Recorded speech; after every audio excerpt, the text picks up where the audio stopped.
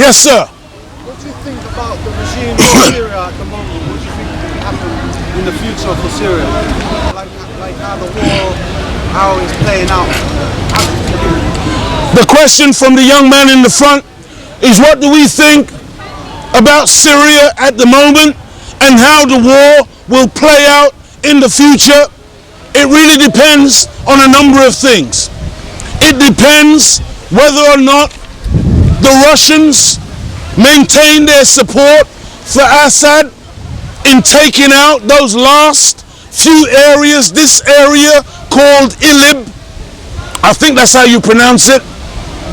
This area, this last area where the rebels are concentrated, it depends on whether or not the Russians continue to assist Assad and his troops to retake that area, and then ultimately there is a massive rebuilding process that will have to take place in that country in terms of its infrastructure, but not just the infrastructure, in terms of the fracture or fractures that has now come about between the different peoples of Syria. These fractures are going to be very difficult to heal because civil wars are the worst kind of wars, because you literally can end up fighting or killing a person who the day before was your neighbor. And so these are things that are going to take tremendous time and tremendous effort to heal. And we don't know if the Americans, the British, the French and others, we don't know if they're going to continue to manipulate the situation behind the scenes, because they are like a leech who never gives up until they achieve their ends. And the ultimate aim is to murder Assad and to destroy that government. That's the ultimate aim. And so they will never be happy while Assad remains in office. They will only be satisfied when they can remove him and put in his place a puppet who is acquiescent to the West. This is the objective. And so we don't know. I can't say to you. What I can say to you, however, is that in the end, Almighty God Allah will be the winner.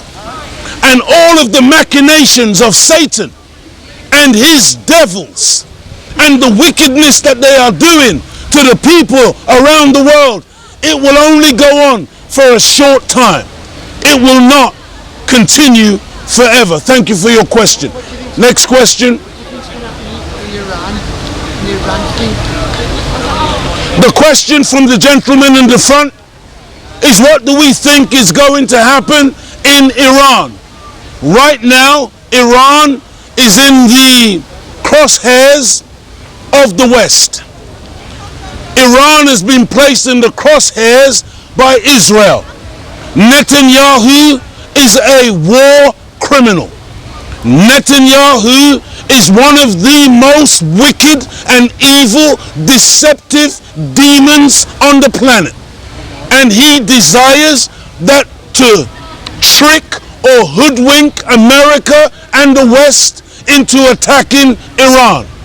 Netanyahu doesn't give a damn about British soldiers, British military personnel who would lose their lives in such a conflict. Netanyahu is only interested, and when I say Netanyahu, it's not him just as an individual. He's got backers, and these backers are international bankers and financiers who have a vested interest in making war and keeping that region destabilized in order that they can continue to rape the planet of its resources. And so Iran will be attacked. Iran, they will make war on Iran.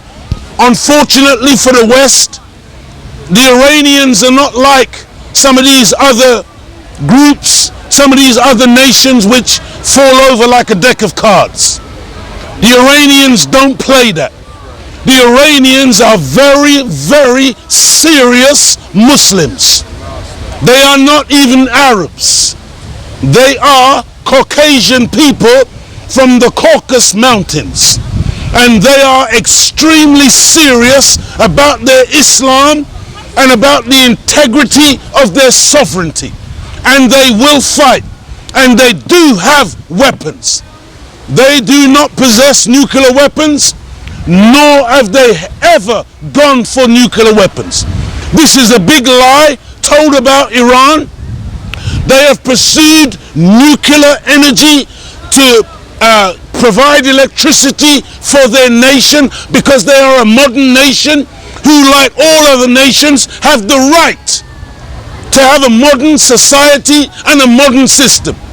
But the Western powers are so envious and so jealous of anybody coming up to power, anybody being able to rival them on the world stage, because they want to be the dominant power on the planet as they were historically.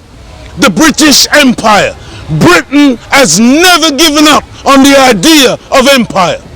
She still sees herself as empire. And in fact, she still runs America. She still controls Australia. Never mind the politicking that you hear, all that stuff that you hear on the news.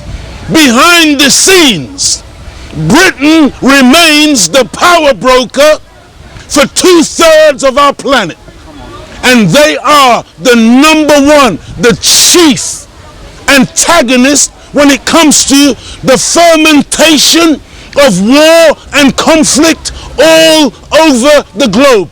The Americans, they're babies when it comes to international espionage and international intrigue compared to the British. The British sent their prisoners, sent their dregs to formulate America and Australia, but the dons, the London, the dons, the brains stayed here. When it came to the build-up of the Iraqi war, was it George W. Bush who articulated the war, or was it Tony Blair? Who was the trained lawyer? Who was the smart, crooked deceiver? Not Bush. Every time Bush opened his mouth, people were embarrassed. But when Blair spoke, the personification of evil,